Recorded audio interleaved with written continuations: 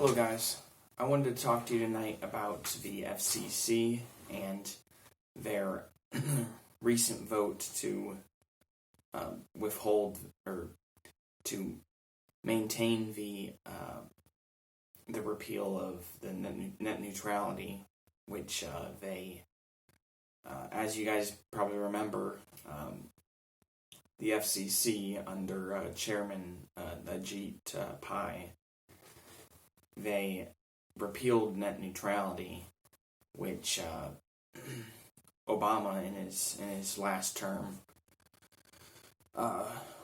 worked hard to keep together, and of course net neutrality being the idea that an internet company, an internet service provider, cannot dabble with internet speeds and rate of bandwidth. They're not allowed to mess with who gets access, who gets fast internet and who gets slow internet. Under our current system with the repeal of net neutrality, in theory, an internet company has the ability to throttle speeds for one individual or speed internet up for someone else, and it's not just about who their customers are and whether they speed up somebody's internet and slow down somebody else's. It's also about potentially speeding up or slowing down specific websites, access to specific websites if that website doesn't pay them. So what we're talking about is legalized extortion here, and so this was a 3-2 vote, and yeah, so everything's going to basically be how it has been for the last 2 years. It's going to maintain that way for the foreseeable future.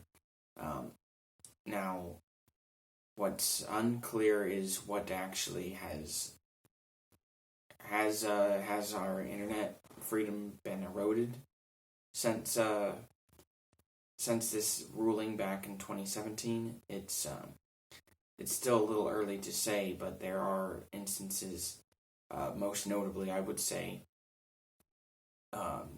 in, I believe it was 2 years ago, in 2018, there was there's this instance where these firefighters were they were in the middle of dealing with a fire, and they had to get on the phone with their with Verizon and try to negotiate to get their internet speeds working again, because they were coordinating and navigating through in the fire, and their internet their internet access and data had been slowed down dramatically.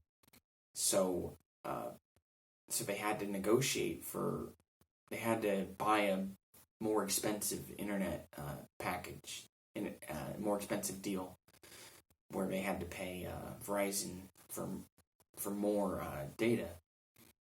Now, Verizon said it had nothing to do with net neutrality, but the firefighters were more skeptical, and Verizon claims it was a mistake on account, a mistake from the person in charge of the account to throttle the internet speed, and that it was just about them going over their data. But the idea that public services like firefighters, that their internet speeds and their ability to do their job to the best of their ability is hindered because of an internet company deciding that they've had enough internet access and that they've met their limit. That doesn't seem right. And I will say this, that if Joe Biden is the next president, he can and will and will likely pick a new chairman for the FCC. So the FCC could go in a different direction, and hopefully we can see a day when net neutrality is back and is the de facto status again, because Joe Biden being Obama's vice president, one of the things I personally would think Obama did very well is he defended net neutrality late in his presidency, and hopefully Joe Biden, if he becomes president, will take that chance to fix that problem, because that's one of the biggest flaws, I would say.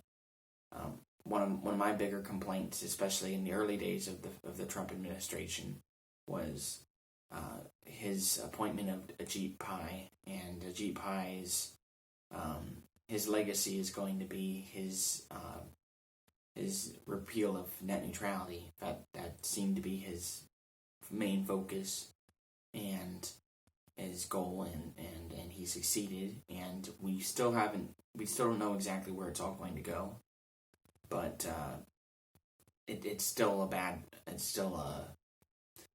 a bad precedent, and we can't let. First of all, we should be appreciating government regulations to the extent that they require corporations to play fair with data speeds and with access to websites. We don't want corporations to have that kind of leverage over who gets internet access at what speed and to what websites. And of course, these corporations are entirely profit driven, while the government at least has some motive to keep its people and their people's interest to take their people's interest into account. They don't always or even half the time succeed at that, but at least there's some motive to do what's right for the people, while a corporation is only interested in money. So hopefully there could be changes made if Biden wins, because otherwise we're stuck with net neutrality and praying that corporations